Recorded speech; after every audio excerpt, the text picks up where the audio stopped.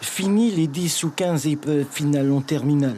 Le rapport Mathieu préconise, lui, 4 épreuves, avec une valorisation du contrôle continu. Les 2 premières épreuves vont démarrer à la mi-avril au retour des vacances de Pâques. Elles porteront sur 2 matières choisies en majeur par le lycéen. Les 2 suivantes en juin, au programme philosophie et un oral de 30 minutes.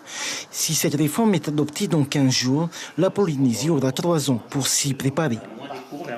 L'idée, c'est que si on change les épreuves d'évaluation de fin de terminale pour le nouveau baccalauréat, c'est de pouvoir permettre aux élèves, dès la seconde, de se préparer à cette évaluation finale. Si on avait changé le baccalauréat maintenant, on aurait mis les élèves en difficulté.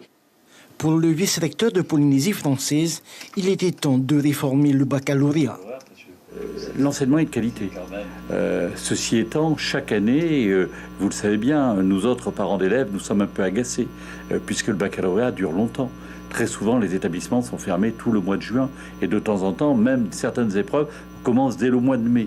Donc c'est 1 mois et demi, vraisemblablement trop long, et ce mois et demi pourrait être mis à profit pour d'autres apprentissages.